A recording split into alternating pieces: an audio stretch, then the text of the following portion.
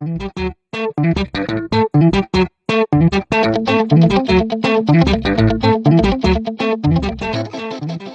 quoi l'Église? Qu'est-ce qui s'est passé? Comment les différentes étapes? Et savoir ce que le Seigneur veut pour aujourd'hui. La manne nouvelle. Voilà, on va dire ça comme ça. Le cœur, l'original, l'intention originale du Seigneur pour son Église. Parce que je pense qu'il y a, en tout cas, moi, en tout cas, et en fait, je vois ça un petit peu autour de nous. C'est comme s'il y a une espèce de frustration dans le cœur des chrétiens. On n'arrive pas trop à expliquer ce que c'est, mais on sent qu'il y a quelque chose qui est stagnant, qui ne fonctionne pas. Et petit à petit, c'est comme si on se dit qu'on ça a l'air d'être structurel. On a l'impression qu'il y a un problème structurel dans l'Église, que il y a un truc qui ne fonctionne pas dans la façon dont on fait l'Église. Oui, donc la question, c'est est-ce qu'on fait quelque chose de nouveau? Est-ce qu'on change quelque chose? Ou bien la question est-ce qu'on revient à quelque chose qui était déjà là et qu'on a perdu? La dernière fois, il a dit que le Covid est venu, parce que l'enseignant a parlé de ça, et que on a l'impression que, comme si on revient, on n'a pas agi, on n'a pas retenu la leçon. Il y a une attente par rapport à ce truc-là, qu'il y a une prise de conscience, il y a quelque chose à faire. Donc ça veut dire que il y a peut-être des personnes comme ça qui sont là, qui ont envie de voir, qui des démarches ou des leaders qui enseignés en tout cas par cela, interpellés par ça, prennent des décisions ou commencent à mettre le pied, comme on dit, dans le plat. Tu vois, je pense qu'effectivement cette attente-là, je crois qu'elle est là, elle est forte, elle n'est pas encore bien exprimée. On a envie le monde est en train de changer.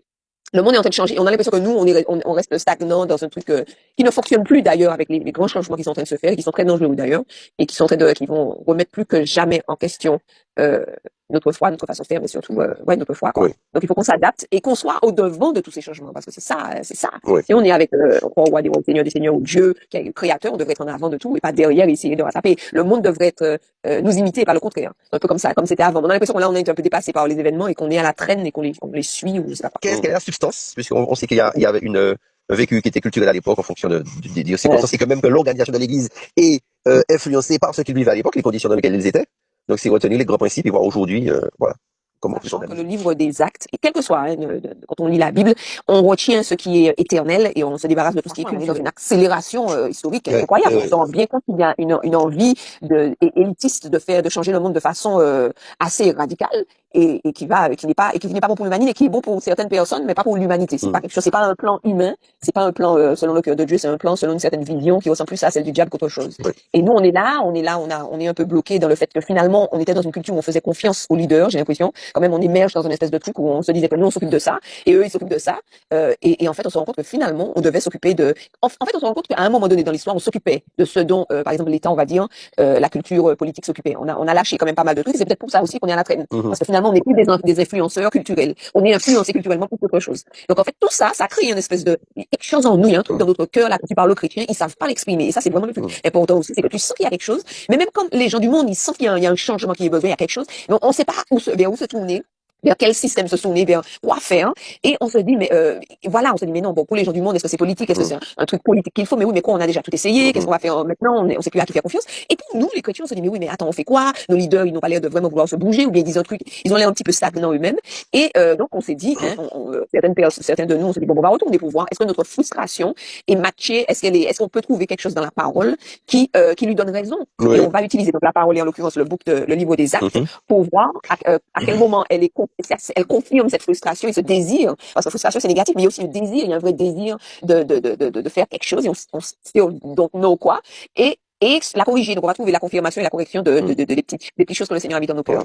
Et voilà, donc c'est ça notre entreprise un petit peu. Et puis aussi l'entreprise aussi, ce qu'on fait, et c'est de connecter avec des gens, se connecter avec des chrétiens dans le monde entier, pour qui ont aussi quelque chose que le Seigneur a mis, quelque chose, et ils trouvent pas dans leur église peut-être locale assez de cœurs similaires, et donc ils cherchent un petit peu à se connecter pour faire quelque chose, et on va voir ce que le Seigneur est en train de faire et tout. Donc en fait donc on va faire donc on va commencer le livre des actes, on va faire un verset à la fin.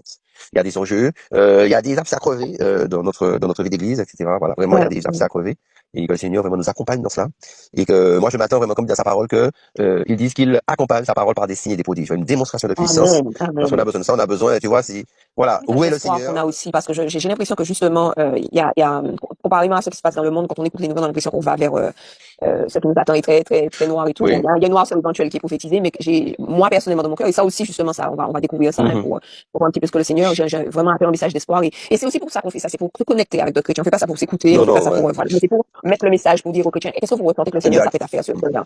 Est-ce que vous ressentez comme nous que le Seigneur veut qu'on se connecte, l'église, la vraie, les gens qui sont imbibés de lui, et est-ce que vous avez aussi l'impression que le Seigneur s'apprête à faire quelque chose de bon, et qu'on est la solution, c'est qu'on voit que les chrétiens se réveillent, game over, qui nous entoure, et cette espèce de sensation d'impuissance, c'est au moment où on se dit mais non, On est en train travaille sur quelque chose d'administratif, je me dis bonjour, ce serait un peu compliqué.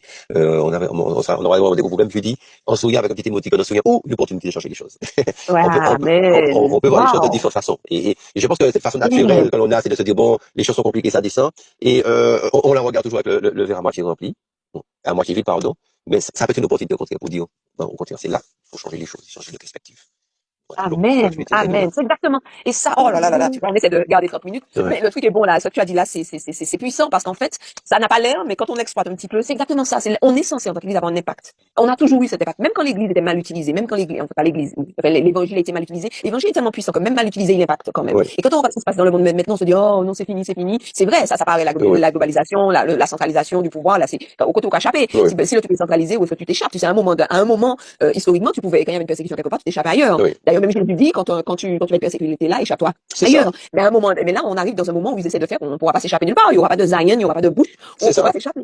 Donc, en fait, nous, bon, déjà, bon, c'est vrai qu'on va arriver à ce moment-là éventuellement dans la vraie fin de temps. Mais maintenant, on n'est pas encore là. Donc, ça veut dire qu'on a encore une opportunité de repousser et d'impacter le monde.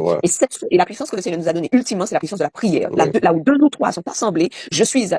Et ce que vous liez sur terre, vous liez sur la terre, et vice versa. Donc, ça veut dire que si on s'empare, si on arrive à se réveiller tous ensemble et se rendre compte qu'on a ce weapon de mass destruction, comme j'aime bien dire, de prière, et que ça peut changer. Parce que le christianisme est maintenant. Il n'a jamais été aussi maintenant qu'il est maintenant.